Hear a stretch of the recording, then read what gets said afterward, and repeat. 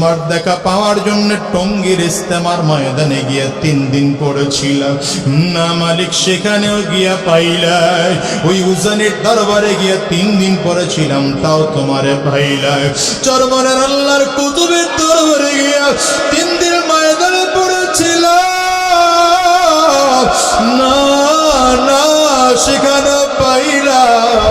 যখন কোথাও পাই নাই, রাত্রিবেলা ঠান্ডা পানি দিয়ে ওযু কইরা যায় নামাজটারে বিছাইয়া আমি নামাজে দাঁড়াইয়া গেছি। মালিক না জানি তোমার দেখা পায়, তোমার দেখা পায় না মালিক, সেখানেও গিয়ে তোমার দেখা পাইলে। এত ঘুরেও যখন তোমার দেখা পাই নাই, আল্লাহ আজকে কি তুমি আমাদের দেখা দিবা না? আমার মালিক ডাক দিয়া বলে, ফেরেশতারা রে তাড়াতাড়ি কর, আমি এই বান্দাগুলোরে আর ঘুরাইতে পারবো না। এই বান্দাগুলো অনেক ঘুরাইছি, এই বান্দাগুলোরে আর আমি আল্লাহ ঘোরাবো না। আমি আল্লাহ নূরের পর্দাগুলো খুইলা দে। ফেরেশতাদেরকে বলার সাথে সাথে আমার আল্লাহ ফেরেশতারা নূরের পর্দাগুলো একটা একটা করে টাস টাস টাস টাস করে সরাইয়া দিবে। আহারে আমার মালিক রে, বান্দা সরাসরি আমার মালিক রে দেখতে পাবে। আমার মালিকের দিদার কত সুন্দর।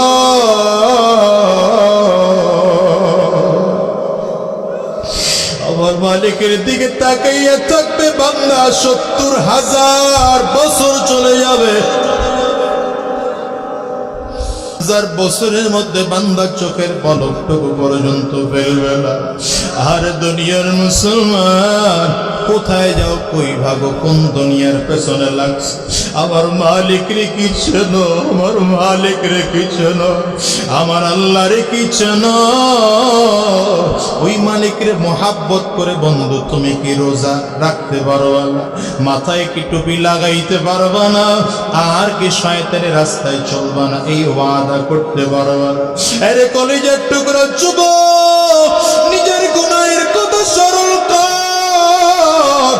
আর এই হাত দিয়ে কত গুনাহ করছি, এই পা দিয়ে কত গুনাহ করেছি, এই চক্ষু দিয়ে কত গুনাহ করেছি, এই জবান দিয়ে কত গুনাহ করছি, কত খারাপ জায়গায় গেছি। আমার মালিক যদি এগুলো মাফ নাই করে, ওই জাহান্নামের আগুন ছাড়া বুঝি উপায় না। আরে কত মানুষ দোয়া নাই, হুজুর দোয়া করে আল্লাহ যেন আমার জিন্দেগির গুনাহ মাফ করে দেয়।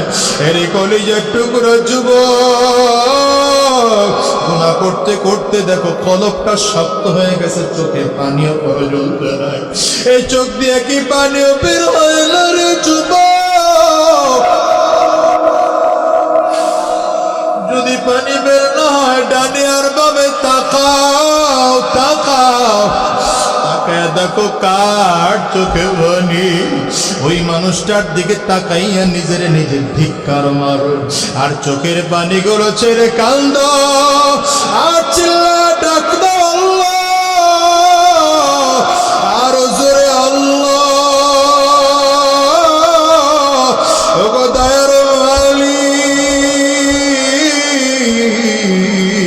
এই ময়দানটার দিকে তাকাইয়া দেখো তোমার বান্দারা কেমনে চোখের পানিগুলো ছেড়ে কাঁদে। এদের কারো ঘরে মা নাই, কারো ঘরে বাবা নাই। আজকের এই ময়দানটার মোনাজাত করে দিলে এমন মানুষ খুঁজে পাওয়া যাবে, যারা বাসায় গিয়া দরজায় টোকা দিলে মা তাদের দরজা খুলবে না, বাবা তাদের দরজা খুলবে না। এই মানুষগুলো বড় ইয়েতিম, এই মানুষগুলো বড় ইয়েতিম, মা হারাইছে, বাবাও হারাইছে। আরে আমার নবীরও 2টা চোখ দিয়ে দেখতে পারে নাই, মালিক তোমারও দেখতে পারে নাই। আয় আল্লাহ, আজকের মজলিসটার মধ্যে কার চোখের পানি তোমার কাছে কবুল হয় জানি না, কার হাত তোমার দরবারে কবুল হয় জানি না। ওগো দয়ার মালিক, আজকের এই মাহফিলটার মানুষগুলোকে কবুল করে নাও। হে কলিজার টুকরা যুবক, আজকের এই মাহফিলটা তোমার আমার জীবনের শেষ মাহফিল হতে পারে। আজকের এই মোনাজাত তোমার আমার জিন্দেগির শেষ মোনাজাত হতে পারে। আজকের এই রাত তোমার আমার জীবনের শেষ রাত হতে পারে। হিসাব কি মিলাইয়া দেখো না, দেখো না, কত মানুষ ঘুমের ঘরে মারা যায়, কত মানুষ ঘুম থেকে আর উঠে না। আরে তুমি আর আমি মৃত্যুবরণ করলে কবর না জানি কি অবস্থা। আরে কত কবরে লাশটারে তাজা পাওয়া যায়, আবার কত কবরে আগুন দেখা যায়, কত কবরে ধোঁয়া দেখা যায়। তোমার আমার কবরে না জানি কি অবস্থা হবে। আজকের এই মাহফিলটার থেকে তওবা করে বিদায় হও। আর সুদের রাস্তায় চলবো না, আর ঘুষের রাস্তায় চলবো না, আর শয়তানি রাস্তায় আমরা চলবো না। এখন থেকে নবীর সুন্নতকে মুহাব্বত করে 5 ওয়াক্ত নামাজ আদায় করব। নবীর সুন্নতকে মুহাব্বত করে মাথায় একটা টুপি লাগাইব। নবীর সুন্নতকে মুহাব্বত করে সুন্নতি দাড়িটারে লম্বা করব। আমার নবীর সুন্নত মুহাব্বত করে সুন্নতি একটা পোশাক গায়ে লাগাইব। কারা কারা ওয়াদা করতে পারো? দুইটা হাত তুলে আমার আল্লাহরে দেখাও, চিল্লায়া ডাক দাও আল্লাহ। আরো জোরে ডাক দাও, জবান করে চিল্লায়া ডাক দাও। আর চোখের পানি ফেলাইয়া ডাক দাও। দয়ার মালিক মেহেরবানি করে আমাদের জিন্দেগির গুনাহগুলো মাফ করে দাও। ওয়াদা করলাম আর নামাজ ছাড়বো না, আর শয়তানি রাস্তায় চলবো না। আল্লাহ তুমি কবুল করে নাও। ওয়ালাকাদ যায়্যানা আস-সামাআ আদ-দুনিয়া بمصابيح وجعلناها رجوما للشياطين وأعتدنا لهم عذاب السعير।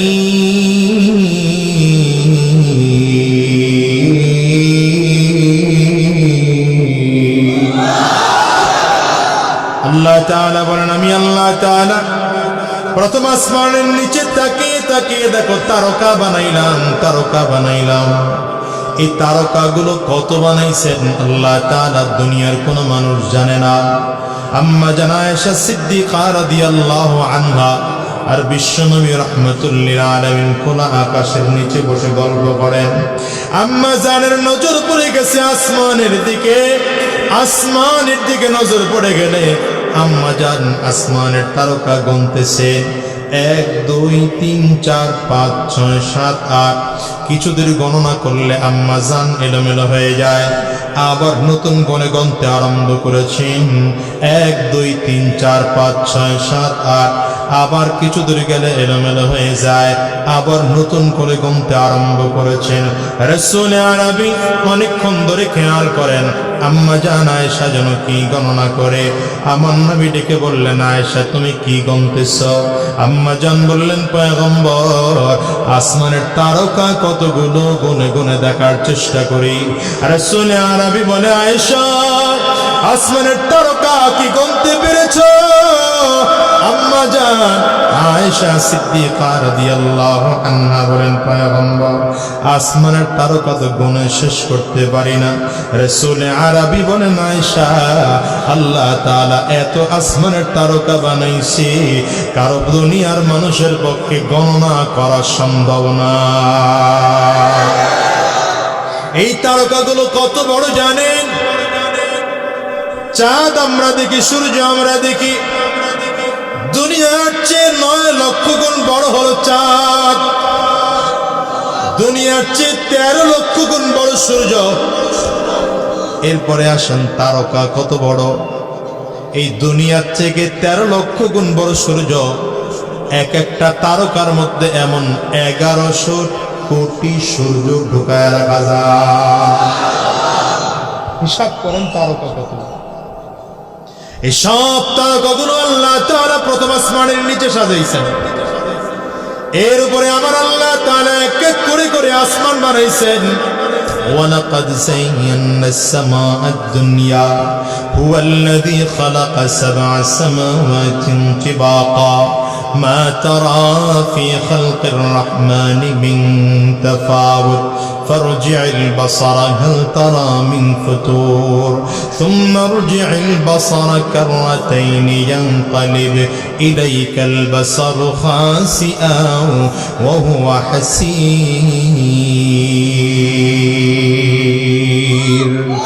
الله تعالى বলেন আমি আল্লাহ তাআলা সাত আসমান বানাইছি এর মধ্যে প্রথম আসমান আল্লাহ তাআলা পুরোটা বানাইছেন স্বচ্ছ সাদা কাচ দিয়া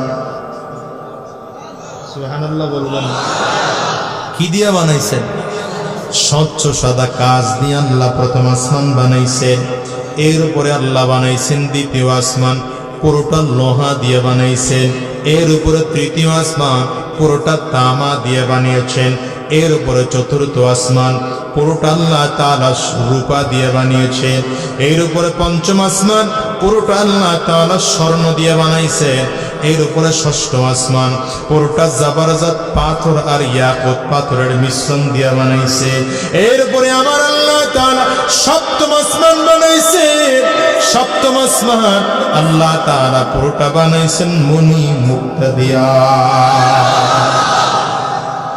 সম্পদের অভাব আছে নাকি আল্লাহ হ্যাঁ অভাব আছে আল্লাহর কাছে এই সবগুলো আল্লাহ যে বানাইলেন সহযোগিতা লাগছে কোটি কোটি কোটি কোটি মানুষ তৈরি করলেন একজনের চেহারার সাথে আর একজনের চেহারার কোনো মিল নাই একজনের কণ্ঠের সাথে আর একজনের কণ্ঠের কোনো মিল নাই একজনের চোখের সাথে আর একজনের চোখের কোনো মিল নাই এই আঙ্গুরের ছাপ আছে যত কোটি মানুষ আছে যত মানুষ আছে প্রত্যেক মানুষের ছাপ আলাদা এতটুকু জায়গা এতটুকু আঙ্গুরের জায়গায় প্রত্যেকের ছাপ আলাদা আলাদা একজনের ছাপ আরেকজনের সাথে মিলবে না চিনো মালিক মালিক চিনো মালিক চিনো হ্যাঁ এই জন্য আল্লাহ বলছেন ওয়াফি আনফুসিকুম আফালা তুবসিরুন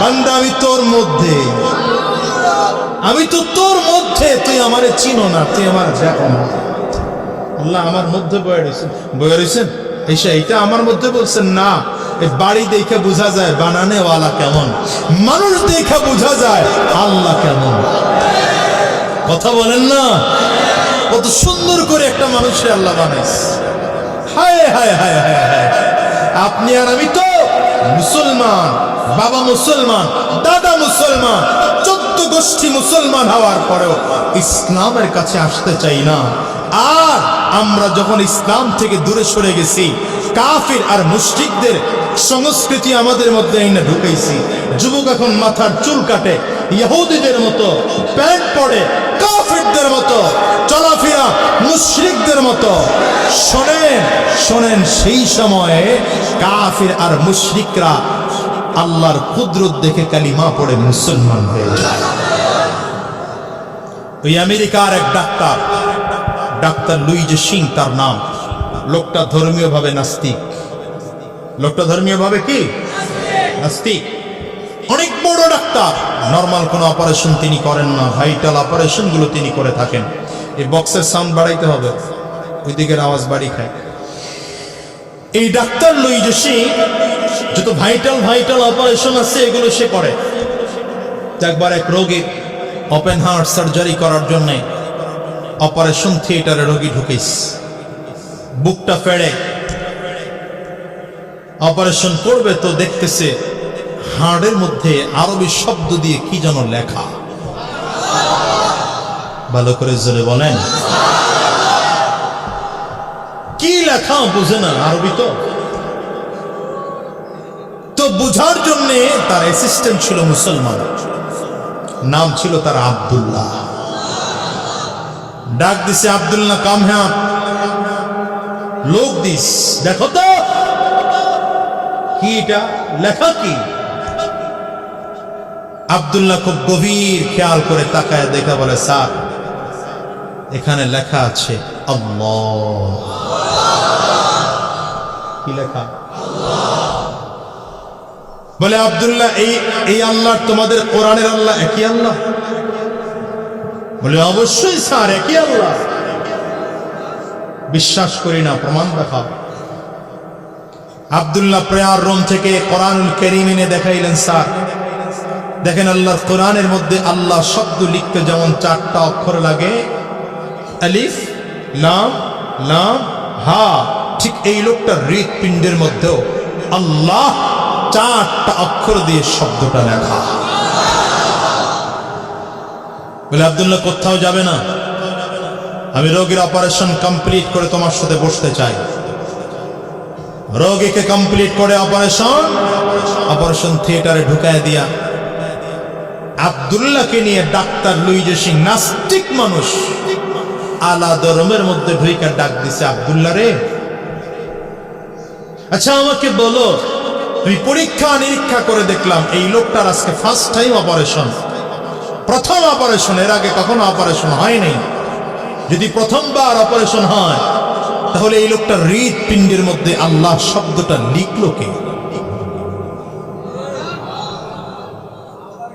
আব্দুল্লাহ ডাক দেয়, স্যার এই লোকটার হৃৎপিণ্ডে আল্লাহ শব্দ লেখার জন্য অপারেশন হওয়ার দরকার নেই। এই লোকটার হৃৎপিণ্ডের মধ্যে আল্লাহ শব্দ তিনিই লিখেছেন, যিনি আপনাকে তৈরি করেছেন, আমাকে তৈরি করেছেন। আসমান জমিন গ্রহ নক্ষত্র চন্দ্র সূর্য আকাশ বাতাস জমিন সব যিনি তৈরি করেছেন সে আল্লাহ। এই লোকটার হৃৎপিণ্ডের মধ্যে আল্লাহ শব্দ লিখেছেন। বুদ্ধিমান মানুষ তো, শিক্ষিত মানুষ, মাথা নিচু করে দিছে। 2-4-5 মিনিট হয়ে গেলে মাথা উঁচু করে ডাক দেয়, আব্দুল্লাহ আমি কালিমা পড়ে মুসলমান হয়ে যাব। কেমনে মুসলমান হতে হবে তাই বল। আব্দুল্লাহ বলে, স্যার মুসলমান হতে হলে কিচ্ছু লাগবে না, আপনি শুধু আমার দেখানো পদ্ধতি অনুযায়ী গোসল করে পবিত্র হয়ে পবিত্র কাপড় পরে জায়নামাজে কিবলামুখী বসে যান। আব্দুল্লাহ দেখানো পদ্ধতি অনুযায়ী চমৎকার করে গোসল করে আর ওযু করে পাক পবিত্র হইয়া পবিত্র কাপড় পরিধান করে জায়নামাজে বসে গেছে। আর জোরে চিল্লায় বলেন। এইবার আব্দুল্লাহ হাত ধরেছে, স্যার এখন আপনি পড়ে নেন, লা ইলাহা ইল্লাল্লাহ মুহাম্মাদুর রাসূলুল্লাহ আশহাদু আল্লা ইলাহা ইল্লাল্লাহ ওয়া আশহাদু আন্না মুহাম্মাদান আবদুহু ওয়া রাসূলুহু। আল্লাহু আকবার। কালিমা পড়ে মুসলমান হয়ে গিয়েছে ডাক্তার লুইজে সিং। এবার ডেকে বলে, আব্দুল্লাহ এখন আমার করণীয় কি বলো? আব্দুল্লাহ ডেকে বলেন, স্যার আপনার এখন করণীয় হলো 5 ওয়াক্ত নামাজ আদায় করা। আব্দুল্লাহ কেমন করে নামাজ পড়বো? আমি জীবনে কোনোদিন নামাজ পড়ি নাই, নামাজ কেমনে পড়তে হয় তাও জানি না। আব্দুল্লাহ ডেকে বলেন, স্যার টেনশন করবেন না, আমি যদি আপনার সাথে থাকি 5 ওয়াক্ত নামাজ কেমন করে পড়তে হয় একটা একটা করে সব পদ্ধতি আপনারই শিখিয়ে দেব, সব শিখিয়ে দেব, কোনো টেনশন করবেন না। আব্দুল্লাহ এবার ইমামতির মুসল্লায় দাঁড়িয়েছেন, ডাক্তার লুইজ সিং মুসল্লির মুসল্লায় দাঁড়িয়েছেন। আব্দুল্লাহ দাঁড়িয়ে দাঁড়িয়ে তিলাওয়াত করে আলহামদুলিল্লাহি রাব্বিল আলামিন আর রহমানির রহিম মালিক ইয়াউমিদ্দিন ইয়াকা না'বুদু ওয়া ইয়াকা নাস্তাঈন ইহদিনাস সিরাতাল মুস্তাকিম সিরাতাল লাযীনা আন'আমতা আলাইহিম গায়রিল মাগদুবি আলাইহিম ওয়ালাদ-দাল্লিন।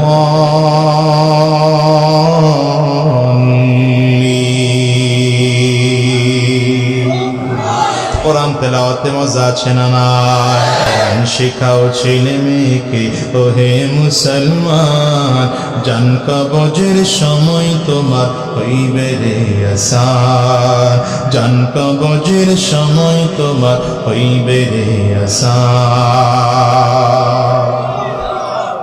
একটি ছেলে আলেম হলে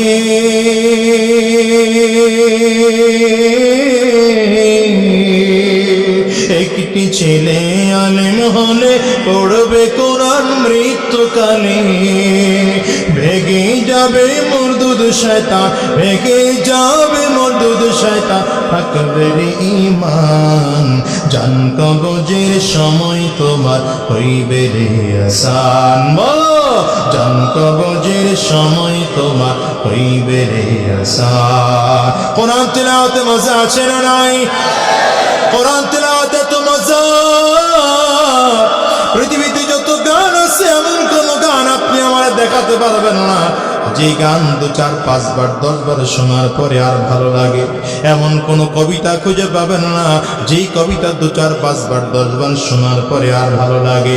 এমন কোন লেখা আপনি পাবেন না যেই লেখা 2, 4, 5 বার পড়ার পরে আর ভালো লাগে। এমন কোন নোবেল নাটক পাবেন না যেটা 2, 1 বার দেখার পরে আর ভালো লাগে। কিন্তু আল্লাহ পাকের কালাম যত তিলাওয়াত শুনি ততই মজা, ততই মজা, ততই মজা। বরঞ্চ এই মুরব্বী বাজানরা বসে আছে 70 বছরের 80 বছরের একজন বৃদ্ধ বাজানকে যদি আপনি জিজ্ঞাসা করেন, বাজান 70 বছর ধরে আপনি নামাজের মধ্যে দাঁড়িয়ে দাঁড়িয়ে একই সূরা ফাতিহা তিলাওয়াত শুনেন, আপনার কাছে কি খারাপ লাগে না? আল্লাহর বান্দা মিসকি হেসে উত্তর দিবে, না না, যতবার শুনি ততবারই মজা, যতবার শুনি ততবারই মজা। বরঞ্চ আপনাদের মসজিদের ইমাম সাহেবের তিলাওয়াতে একরকম মজা, নারায়ণগঞ্জ ডিআইটি মসজিদের ইমাম সাহেবের তিলাওয়াতে আরেক রকম মজা। ঢাকা বাইতুল মুকাররম মসজিদে চলে যাবেন, ইমাম সাহেবের তিলাওয়াতে আরেক রকম মজা। আবার মদিনাতুল মুনাওয়ারায় যাবেন, ইমাম সাহেবের তিলাওয়াতে আরেক রকম মজা। যদি কাবায় যাওয়া হয়, কাবার ইমাম যখন তিলাওয়াত করে মনে হয় যেন আসমান থেকে ডাইরেক্ট আমার আল্লাহর কালাম নাজিল হয়। ঠিক কিনা চিল্লা বলো, তিলাওয়াতে মজা আছে না নাই? জোরে জোরে জোরে মজা আছে না নাই?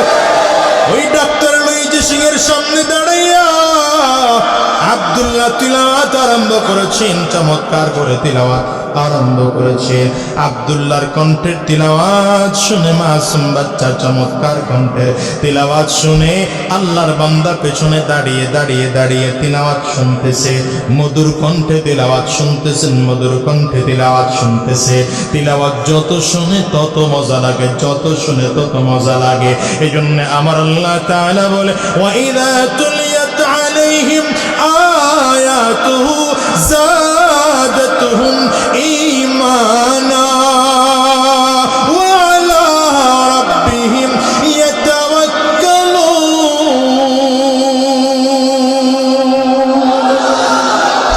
ঈমানদার যখন তিলাওয়াত শুনে ঈমান বেড়ে যায়, ঈমান বেড়ে যায়। কাফেররা তো কোরআন মিটায় দিতে চাইছিল, পারে নাই। হ্যাঁ পারবে নাকি? পারবে না। আরে এখন তো কোরআনের বিরুদ্ধে বলার এক দল লোক তৈরি হয়েছে। এই মাহফিলের মঞ্চ থেকে মাথায় টুপি লাগায়া পাগড়ি লাগায়া আমগোর মতো একদল হুজুররা আবার মাদ্রাসার বিরুদ্ধে বলে। কথা বলো না কেন? আমি বলি ভাই, এটা তোমার মুখে মানায় না। তোমার আলেমের মুখে মাদ্রাসার বিরুদ্ধে কথা বলা মানায় না। মাদ্রাসার বিরুদ্ধে কথা বললে কাফিররা বলবে, কোরআনের বিরুদ্ধে কথা বললে মুশরিকরা বলবে, কোরআনের বিরুদ্ধে কথা বললে জালেমরা বলবে। মুসলমান কোরআনের বিরুদ্ধে বলবে না, মুসলমান মাদ্রাসার বিরুদ্ধে বলবে না। যদি কোন মুসলমান মাদ্রাসার বিরুদ্ধে বলে বুঝতে হবে মগজে পচন ধরছে। ঠিক না? মগজে কি ধরছে? পচন ধরছে। কারণ মাদ্রাসাগুলো এদেশের অহংকার। আমার দেশের খেলোয়াড়দেরকে লক্ষ লক্ষ টাকা বেতন দেওয়া হয়। রাগ করতেছেন আপনারা? সময় একটু বাইরে গেলে অসুবিধা নেই।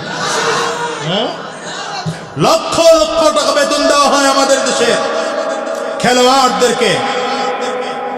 এই খেলোয়াড়দেরকে এত টাকা বেতন দেওয়ার পরেও এরা বাংলাদেশ থেকে যখন খেলতে যায় টাইগার কি সব কি বলে না টাইগার?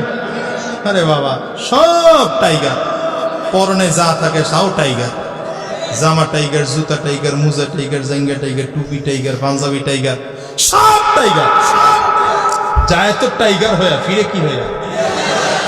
আমি কিন্তু বলি নাই। হ্যাঁ মিয়া, এদের পেছনে লক্ষ কোটি টাকা বেতন দিয়ে আমার দেশের সরকার সহযোগিতা করে। আর যাদেরকে বেতন দেওয়া হয় না, অবহেলিত করা হয়, যাদেরকে তুচ্ছ বলা হয়, এই ছোট ছোট বাচ্চাগুলো হাফেজ তাকরিমের মতো বাচ্চা, হাফেজ নাজমুস সাকিবের মতো ছোট ছোট বাচ্চা, বিশ্বের মানচিত্রের পতাকাকে উড্ডীন করে বিশ্বের কোরআনের প্রতিযোগিতায় চ্যাম্পিয়ন হয় আমার বাংলার ছেলেটা। বুঝবা কবে? বুঝবা কবে? বুঝবা কবে? আমার দেশের এই ছোট ছোট বাচ্চাগুলো 111টা দেশের মধ্যে থার্ড হয়েছে, 3 নম্বর হয়েছে হাফেজ তাকরিম। নতুন করে আরেক ছেলে 135টা দেশের মধ্যে 3 নম্বর হয়েছে। আল্লাহু আকবার। রাহাত ইসলাম কি চান আপনি? আমি তো মনে করি এদেশের খেলোয়াড়দের জন্য যে বাজেট করা হয়, খেলবেন, খেলাধুলা করতে হবে, সেটা আলাদা বিষয়। জায়েজ না জায়েজের ফতোয়া আমি এখান থেকে দেব না, কারণ আমি এখন মাহফিলের মঞ্চে ফতোয়া কম দেই, কারণ এখন কিছু ফতোয়া বেরোইছে, উল্টা পাল্টা ফতোয়া দেয়। আনতাজি স্টেজে উঠে গেলে কাফির ফতোয়া লাগায়, গড়ে পড়তায় কাফির পায় গেল। কি কথা, ফতোয়া পড়ে আর দরকার হয় না, এখন খালি মাহফিলে কাফিরের ফতোয়া চলে। এই জন্য স্টেজটা কখনো ফতোয়ার জায়গা বানাবেন না, এটা নসিহাতের জায়গা। কথা বলেন, এখানে মানুষকে দ্বীনের বুঝ দেওয়ার জায়গা। এখানে আসলে মানুষের দিল নরম হবে, চোখের পানি আসবে, হিংসা থাকবে না, দিমাগ থাকবে না। বক্তার নিজের কলিজায় যদি হিংসা নিয়ে কথা বলে, তাইলে সে দিনের দায়ী হতে পারে না। এত কাফির ফতোয়া দেন কেন আপনি? তাকায় তো দেখি আপনি একাই মুসলমান, বাকি সবই তো কাফির দেয়। আল্লাহ মাফ করুক, আমিন বলেন, জোরে বলেন। ভাইরা আমার, তো এই ফতোয়া আমি দিচ্ছি না, কিন্তু খেলোয়াড়দের পিছনে যেই টাকাগুলো খরচ করা হয়, তার অন্তত 10 ভাগ, 100 ভাগের 1 ভাগ টাকা যদি আমাদের হেফজখানার মাদ্রাসার পেছনে খরচ করা হতো, এই কোরআনের পাখিদের পেছনে খরচ করা হতো, আমার বিশ্বাস এই দেশটা আগামী 10 বছরের মধ্যে কোরআনের দেশ হিসেবে সারা বিশ্বে পরিচিত হবে। ঠিক না? কিন্তু রাখবেন না তো আপনারা, এটা করবেন না তো, এটা সব উল্টা পাল্টা কোরআন মিটিয়ে দিতে চায়। শোনেন, এটা এমন এক জিনিস চাইলেই মিটানো যায় না, চাইলেই মিটানো যায় না। পুরোটা যখন ভারতবর্ষ ছিল, পুরোটা পাকিস্তান বাংলাদেশ ভাগ হয় নাই, পুরোটা ভারতবর্ষ ইংরেজরা শাসন করত। এদেশের উলামায়ে কেরামদের তোপের মুখে পড়ে ইংরেজরা দেশ ছাড়তে বাধ্য হয়েছে। ওরা দেশ ছাড়ছে, ছেড়ে যাওয়ার পরে চিন্তা করছে কারণ কি? মুসলমানদের এত শক্তি আসে কোত্থেকে? এদের কাছে মিসাইল নাই, বিমান নাই, কামান নাই, ক্ষেপণাস্ত্র নাই, পিস্তল নাই, বুলেট নাই, রাইফেল নাই, কিচ্ছু নাই। এত শক্তি পায় কই মুসলমানেরা? আরে শক্তি তুমি ইমানের পাওয়ার, এটা আলাদা পাওয়ার। কথা কন না কেন? নির্বাচনের আগে আমার ছেলে বান্ধে মারছে এরা, বিরোধী দলের একদল। কোন দল মারছে? কমনা, এটা মারছে তো। তা আমার ছেলে বান্ধের সাথে আমিও মাঝায় গামছা বেঁধে দাঁড়াইছি। আর কথা কন না কেন? কারণ এদেশের রাজনৈতিক ব্যক্তিদের অভ্যাস হলো আগে জনগণ মরে, নেতা এসির মধ্যে বসে বসে নতুন কর্মসূচি ঘোষণা করে। আর ইসলামের নেতৃত্ব হলো মরলে আগে নেতা মরবে, মরলে আগে। এটা হলো ইসলামের নেতৃত্ব। নবী দেখা গেছেন সেনাপতির দায়িত্ব পালন করেছেন, নবীজি সবার আগে গিয়ে দাঁড়াইছেন। আর হেরা এসির মধ্যে বয়ে বয়ে কর্মসূচি দেয়, পাবলিক মরে। কি কথা বল না? হায় হায় হায় হায়, গার্মেন্টস এর মালিকরা এখানে আছেন নাকি? দুই একজন গার্মেন্টস এর মালিক থাকলে আপনাদেরকে বলবো, আপনাদের শ্রমিকদের ন্যায্য অধিকার দেবেন। কোটি কোটি টাকার মালিক হয়ে আপনি রাস্তায় চলছেন, পাজেরোয়ার মার্সিডিজ প্যারাডো গাড়ি হাঁকায় হাঁকায় চলছেন।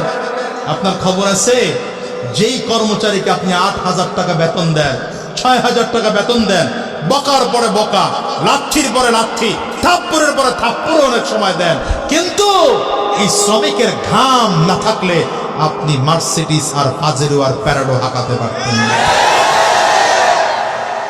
হয়তো কারো মনে কষ্ট লাগবে, লাগলে কিছু করার নাই, মাফ করে দিয়ে। শ্রমিকদের ন্যায্য অধিকার দিতে হবে। রাসূল আরবী বলেছেন, যদি কোনো ব্যক্তি শ্রমিকদের ঘাম শুকানোর আগেই তাদের ন্যায্য অধিকার দিয়ে দেয়, সে আমি নবীর সাথে হাসর করবে। জোরে বলেন। জন্য গার্মেন্টস এর মালিক যারা আছেন, আপনার অথবা গার্মেন্টস এর একটু উঁচু পর্যায়ে চাকরি করেন, আপনার চেয়ে নিচে চাকরি যারা করে, এদেরকে মোহাব্বত করবেন, ভালোবাসবেন, এদেরকে আদর করবেন, যত্ন করবেন, ঠিক আছে না? দুই একটা ভেজাল তো থাকবেই, ওগুলোর দুই একটা থাপ্পড় না দিলে কাজ হয় না, ঠিক না বেঠিক? কিন্তু ভালো মানুষগুলোরে বুঝার চেষ্টা করবেন, সৎ মানুষকে মূল্যায়ন করার চেষ্টা করবেন। এখন তো পরিস্থিতি এমন, মসজিদের ইমাম কেন তার সালাম দেয় নাই? এই জন্য আমাদের দেশের একদল অফিসার তাদের অফিসের ডাইকা এরপরে হুজুরের ধমকায়, বেয়াদব আমার সালাম দিনি না কেন? শোনেন না আপনারা? এখন অফিসার সাহেব, অফিসার সাহেব, হায় হায় হায় হায়, আপনার উচিত ছিল আগে সালাম দেওয়া ইমাম সাহেবকে। ইমাম সাহেব আবার উত্তর দিছে, স্যার খেয়াল করতে পারি নাই, এটা নাকি অন্যায়। হ্যাঁ, আপনি খেয়াল করতে পারেন নাই? এমন কি হয়ে গেছে আপনি খেয়াল করতে পারেন নাই? আমারে সালাম দিলেন না, কি ব্যাপার? আমিয়া ধরা খাইবা। কয়দিনের দুনিয়া? কয়দিনের দুনিয়া? 10 বছর, 20 বছর, 50 বছর চাকরির বয়স, রিটায়ার করলে তো কেউ তোমার মূল্যায়ন করবে না। কথা বলেন না কেন? এমপি মন্ত্রীর ক্ষমতা কয় বছরে? আমি তো তাকায় দেখতেছি 5 বছরের 15 মাস শেষ। আমার কথা বলতেছি, আর 35 মাস থাকলে আসি, না থাকলে নাও থাকলে। কথা বলেন না? কিন্তু আমার মধ্যে কোরআনের ইলম আছে, জীবন ভর আছে। পারলে ছুটায় নিও কোরআনের ইলম। কথা বলেন না কেন? এই মানুষদের ভালোবাসা পারলে ছুটায় নিও। চেয়ারম্যানে গিয়ে যাইতে পারে, তাতে কি আসে যায়? কিন্তু আল্লাহর কোরআন কলিজায় ঢুকাইছি, মৃত্যু পর্যন্ত কোরআন নিয়ে চলবো ইনশাআল্লাহ। এজন্য ক্ষমতা পাইলে দাপট দেখাবেন না। আমাদের দেশে ক্ষমতা পাইলে পেট বাইরে যায়, সিনা টাইট করে হাঁটে, কি যেন হয়ে গেছে। কি হইছো তুমি? হইছো কে তুমি? তোমার চেয়ে কত ক্ষমতাওয়ালা ফেরাউন, নমরুদ, কারুন, সাদ্দাত, হামান, আবু জাহাল, আল্লাহ কোনটারে পাহাড়ের সাথে আশ্রয় মারছেন, কোনটারে ওই মশার কামড় খাওয়ায় জুতার বাড়ি দিয়ে দিয়ে মারছেন। মারছেন না? নমরুদা কেমনে মরছে জানা নাই আপনাদের? কি দিয়া? আরে মিয়া, একটা ঠ্যাং ভাঙা মশা, ন্যাংরা মশা। কি মশারা বা? হ্যাঁ, কেন আল্লাহ মারছেন? কেন? কারণ আছে। নমরুদ বড় অহংকার করছিল। মুসা আইসা ইব্রাহিম আলাইহিস সালাম রে কষ্ট দিয়েছে। ইব্রাহিম আলাইহিস সালাম রে কয়, ইব্রাহিম তোমার আল্লাহরে কয়ো তোমার আল্লাহর লগে যুদ্ধ করো। জোরে বলেন না। তোমার আল্লাহরে ডেট দিতে বলল, কবে যুদ্ধ? ইব্রাহিম আলাইহিস সালাম কয়, বেটা বেকুফ, আহাম্মক, মগা, তুই যুদ্ধ করবি আল্লাহর সাথে, ডেট দিবে আল্লাহ, তুই কবে রেডি তাই কর। আমার আল্লাহ সব সময় রেডি, ঠিক না? তো নমরুদ ডেট দিছে 1 বছর পরে। মনে করেন আজকাল কয় তারিখ? আগামী অক্টোবরের 28 তারিখ 2023 সকাল 9টায়। বড় মাঠ নাই আপনাদের? বিডিআইটি মাঠ। ডিএইটি মাঠে নমরুদের সাথে আর আল্লাহর যুদ্ধ। কয়টায়? আরে উদাহরণ দিতেছে, সকাল 9টায়। আধা ঘন্টা আগে ইব্রাহিম আলাইহিস সালাম একটা তাস কোম্পানির প্লাস্টিকের চেয়ার লইয়া গিয়া মাঠের এক কর্নারে বয়ে দিছে। নমরুদ তো মোটামুটি 6 মাস আগ থেকে বিমান, কামান, ক্ষেপণাস্ত্র, পিস্তল, গুলি, বুলেট, রাইফেল, 5 স্তর বিশিষ্ট এই সেই যা আছে, কোবরা, র‍্যাব, সোবরা সব ইব্রাহিম আলাইহিস সালাম একা একা গেছে। বলে নমরুদ এই জায়গায়, কেউ ইব্রাহিম আজকে না তোমার আল্লাহর সাথে যুদ্ধ, তুমি একা আইছো? ইব্রাহিম আলাইহিস সালামকে আমি কি খেলতে আইছি, খেলা দেখতে আইছি? আমি তো খেলা। শুরু হয়ে গেল 9টা বাজার, এখনো 5 মিনিট বাকি। ডাক দেয়, কই তোমার আল্লাহর সৈন্য কই? 5 মিনিট বাকি আছে, তো এত ব্যস্ত হইছো কেন? অপেক্ষা করো না। একদম কাটায় কাটায় 9টা, মানে টাইম যেটা নমরুদ দিছে একদম সেই টাইম কাটায় কাটায় হয়ে গেছে। তাকায় দেখে ঝাঁকে ঝাঁকে মশা, ঝাঁকে ঝাঁকে মশা। মশা তো বড় কঠিন বিষয়, কথা কন না কেন? মশা ঈশা যেমনে যারে পায় তেমনি কামড় দেয়, আর এক একজন যেমনে পারে এমনে দৌড়ায়। মশার মধ্যে একটা ছিল ঠ্যাং ভাঙা। ও চিন্তা করে, আমি এত ভিড়ের মধ্যে চরমনাই মাঠেও যাবো না, ইস্তেমার মাঠেও যাবো না, আমি টঙ্গী ব্রিজ পর্যন্ত গিয়া বাসের ছাদে উঠতে ওয়াজ শুনবো। ও চমৎকার করে একটা পাতার উপরে বৈশা বৈশা খেলা দেখতেছে, বাকিরা কি করে। তাকায় দেখেন নমরুদ যে দৌড় দিছে ওর নিচ দিয়ে যায়। আল্লাহর কাছে ডাক দিয়া কয়, আল্লাহ বড়টা যাইতেছে আমার সামনে, আমি তো ঠ্যাং ভাঙা, তুমি একটু স্পেশাল পাওয়ার দিলে আমি একটা ক্ষমতা দেখাইতাম। আল্লাহু আকবার বলেন না? আল্লাহ কয়, ঠিক আছে, তুই ঠ্যাং ভাঙা যদি কিছু চাস কর। মশা এবার শুরু করছে, ঘুরতেছে, ঘুরতে ঘুরতে ঘুরতে ঘুরতে নাকের ভিতরে দিয়ে একদম মজুকের মধ্যে গিয়া একটু একটু করে কামড় দিয়ে টান দেয়। নমরুদ চিল্লায়, মইরা গেলাম রে। লোকজন সব এসে একত্রিত, স্যার কি হইলো, আপনি এরকম করলে তো অসুবিধা। কিছুক্ষণ পর পর আপনি চিল্লাইবেন, রাজ দরবারে চিল্লা চিল্লি মুশকিল। তাহলে এক কাজ কর, বেতনভুক্ত লোক রেখে দে। কি করবে? লোকজন এসা তেল মালিশ করতেছে, কেউ পামল তেল, ডিজেল, অকটেন, পেট্রোল যা আছে সব মালিশ করে। তেল মালিশ কি আর কাজা? হঠাৎ করে একজন কয়, স্যার বাড়ি দিলে কেমন লাগে? বাড়ি দিলে খুব ভালো লাগে, বাড়ি দে। এখন বাড়ি দিতেছে, বাড়ি দিলে বড় মশাই চিন্তা করে, এত আস্তে টান দিলাম, তাহলে আর একটু জোরে দিয়ে আবার জোরে টান দিছে, মানে দ্বিতীয় গিয়ার দিছে আর কি। মোটর সাইকেল যারা চালায় দ্বিতীয় গিয়ার দিলে মনে নমরুদে আবার এক চিৎকার। লোকজন আবার আসছে, আবার কি হলো? ব্যথা তো আগের চেয়ে বাড়ছে। এখন কি করবো? একজন কয়, স্যার পাথর লয়ে একটা বাড়ি দেই। না ওটা দিস না, তাহলে কি করব? সুন্দর করে লাঠির মধ্যে তুলা ফেসাবো। নিজেই কইতেছে, লাঠির মধ্যে তুলা পেঁচায় ওইটা দিয়ে বাড়ি দিবে মাথায়। তো বাড়ি দিলে মশা একটু থামে, বাড়ি থামলে মশার কামড় শুরু হয়। তো অনেকক্ষণ এরকম করে কামড়ায় টামড়ায় মশায় চিন্তা করে। এখন গিয়ার নম্বর 3, গিয়ার নম্বর না, এখনো দেওয়া যাবে না। তাহলে কি করা যায়? আসলে এক মন্ত্রী পরামর্শ দেয়, স্যার এই পাথরের চেয়ে একটু নরম, তুলার চেয়ে একটু শক্ত, চামড়া দিয়া বাড়ি দিলে কেমন হয়? চামড়া দিয়া কি বানায়? এই কথা বললো কেন? নিজের পাপের অপরাধে নমরুদ করলো গাদ্দারি, মাথার ব্যথা নিরাময় খাইল রে জুতোর বাড়ি, খাইল রে জুতোর বাড়ি। ঠিক না বলো? সে তো হলো আল্লাহর সাথে, সে তো হলো প্রভুর সাথে বিয়াদবির পরিণাম। পায়ে পড়লে সম্মান জোতা, গায়ে পড়লে অপমান।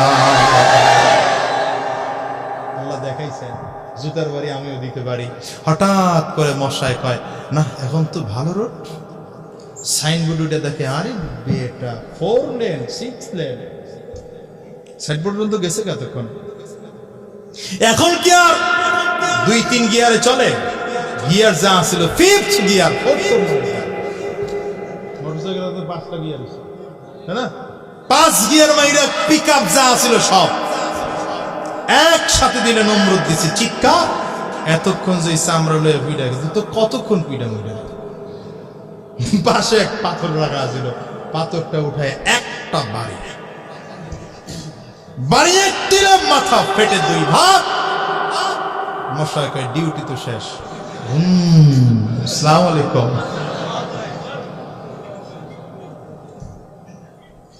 ইন্না বাতশা রাব্বিকা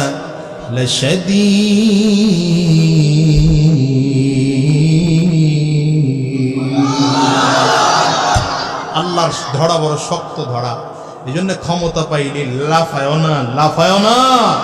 মালিক ধরলে কিচ্ছু অস্তিত্ব থাকবে না। হজ নিয়ে কটূক্তি করে দেখো না, কেউ নাম নিশানাও নেয় না। আবার কেউ বলছে হুজুর থাকবে না, চরমনায় পিরছি থাকবে না, হেফাজত থাকবে না। এখন দেখি তার মাথায় চুলও নাই, ভ্যানও পড়ে। কত আর বুঝাবে আল্লাহ, কত বুঝাবে আপনাদের, কত বুঝাবে। এরপরেও যদি বুঝ না আসে, হচ্ছে কপাল পোড়া আল্লাহর জমিনে নাই। হ্যাঁ ঠিক কিনা বলেন? তো বলছিলাম পুরোটা যখন মহাভারত ছিল, মহাভারত থাকলে পরে কথা বলেন না, এত কথা বলেন কেন আপনারা? আরে জায়গাটা ছোট হয়ে গেছে, আর এতগুলো ভাই দাঁড়ায় রয়েছে, কষ্ট হইতেছে, খুব দ্রুত শেষ করে দিতেছে, অসুবিধা। আরে আপনারা বয়ে রয়েছেন, এরা তো খারাই রয়েছে। বসেন, একটুখানি বসেন, খুব দ্রুত শেষ করবো ইনশাআল্লাহ। ভাইরা, তো পুরোটা যখন ভারতবর্ষ ছিল, কাফেরদেরকে বিতাড়িত করার পরে কাফেররা রিচার্জ করছে। আসলে মুসলমানদের শক্তির উৎস কই? হিসাব করে দেখলো মুসলমানদের শক্তির মূল উৎস হলো কোরআন। ওরা চিন্তা করলো যেমন করে হোক কোরআন বিলীন করতে হবে, কোরআন শেষ করতে হবে। এই কোরআন শেষ করার জন্য ওরা একটা ছোট্ট টেকনিক অবলম্বন করছে, তা হলো ভারতবর্ষে আমেরিকা, রাশিয়া থেকে কাফেরদেরকে পাঠাইতো। এরা এখানে এসা নিজের মুসলমান বানায়া নিজেরা মনে করতো মুসলমান, কিন্তু ওদের কাজ ছিল লাইব্রেরি থেকে, ছাপাখানা থেকে, মাদ্রাসা থেকে, মসজিদ থেকে কোরআনের কপিগুলো কালেকশন করে করে করে করে এগুলো আগুনে জ্বালিয়ে পুড়িয়ে ছাই করে দেয়। ওদের চিন্তা চেতনা হলো এরকম করে 10 বছর জ্বালাতে থাকলে আর কোরআন থাকবে না। কিন্তু এরা জানে না কোরআন মিটানো এত সহজ না। মালিক তোমারে কই পাওয়া যাবে? তোমার দেখা পাওয়ার জন্য টঙ্গীর ইস্তেমার ময়দানে গিয়া 3 দিন পড়েছিলাম না মালিক, সেখানেও গিয়া পাইলাই। ওই উজানের দরবারে গিয়া 3 দিন পড়েছিলাম, তাও তোমারে পাইলাই। চরমনের আল্লাহর কুতুবের দরবারে গিয়া 3 দিন ময়দানে পড়েছিলাম না, সেখানে পাইলাই। যখন কোথাও পাই নাই, রাত্রিবেলা ঠান্ডা পানি দিয়ে ওযু কইরা যায় নামাজটারে বিছাইয়া আমি নামাজে দাঁড়িয়ে গেছি। মালিক না জানি তোমার দেখা পায় না মালিক, সেখানেও গিয়ে তোমার দেখা পাইলে। এত ঘুরেও যখন তোমার দেখা পাই নাই, আল্লাহ আজকে কি তুমি আমাদের দেখা দিবা না? আমার মালিক ডাক দিয়া বলে, ফেরেশতারা রে তাড়াতাড়ি কর, আমি এই বান্দাগুলোরে আর ঘুরাইতে পারবো। এই বান্দাগুলো অনেক ঘুরাইছি, এই বান্দাগুলোরে আর আমি আল্লাহ ঘোরাবো না। আমি আল্লাহ নূরের পর্দাগুলো খুইলা দে। ফেরেশতাদেরকে বলার সাথে সাথে আমার আল্লাহ ফেরেশতারা নূরের পর্দাগুলো একটা একটা করে টাস টাস টাস টাস করে সরাইয়া দিবে। আহারে আমার মালিক রে বান্দা সরাসরি আমার মালিক রে দেখতে পাবে। আমার মালিকের দিদার কত সুন্দর।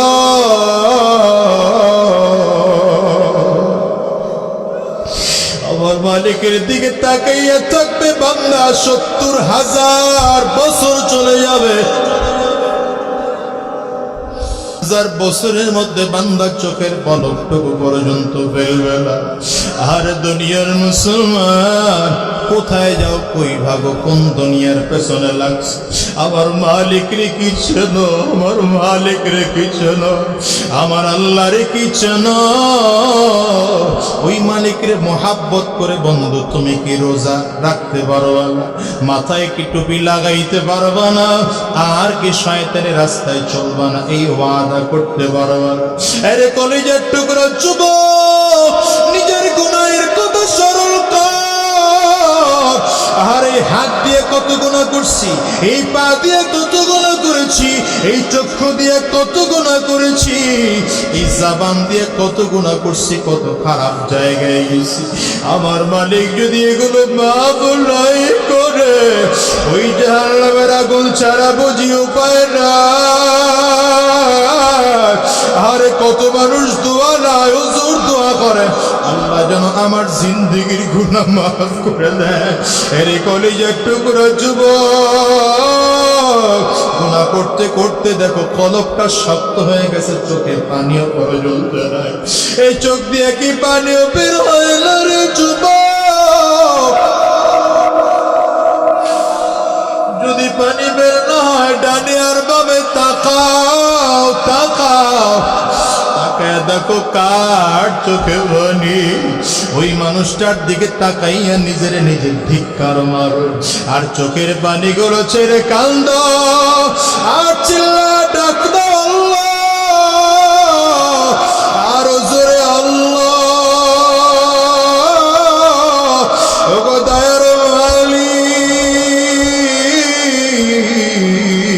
এই ময়দানটার দিকে তাকাইয়া দেখো তোমার বান্দারা কেমনে চোখের পানিগুলো ছেড়ে কাঁদে। এদের কারো ঘরে মা নাই, কারো ঘরে বাবা নাই।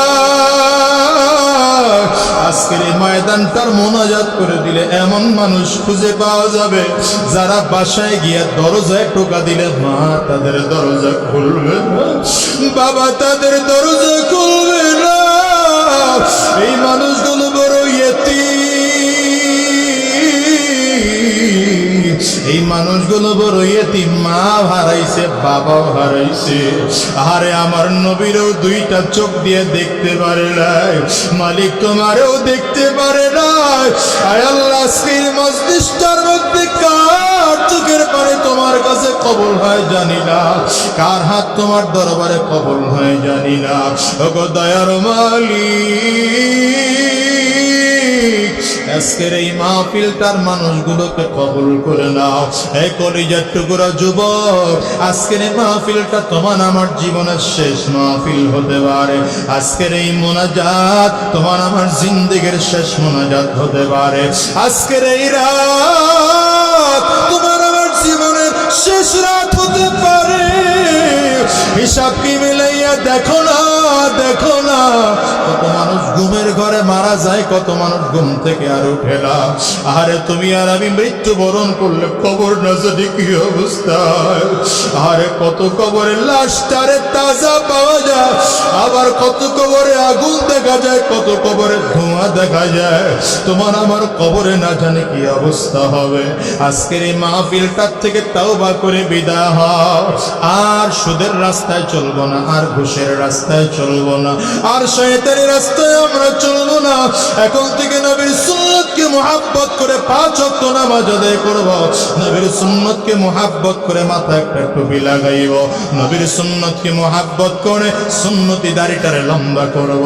আমার নবীর সুন্নত মুহাব্বত করে সুন্নতি একটা পোশাক গায়ে লাগাইব। কারা কারা ওয়াদা করতে পারো? দুইটা হাত তুলে আমার আল্লাহরে দেখাও, চিল্লায়া ডাক দাও আল্লাহ,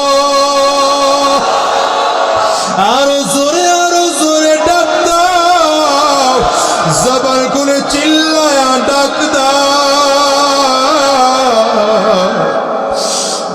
চোখের পানি ফেলাইয়া ডাক দাও, দয়ার মালিক মেহেরবানি করে আমাদের জিন্দেগির গুনাহগুলো মাফ করে দাও। ওয়াদা করলাম আর নামাজ ছাড়ব না, আর শয়তানি রাস্তায় চলবো না। আল্লাহ তুমি কবুল করে নাও। আলহামদুলিল্লাহি রাব্বিল আলামিন, আলহামদুলিল্লাহি রাব্বিল আলামিন, আলহামদুলিল্লাহি রাব্বিল আলামিন। ওগো দয়ার মালিক,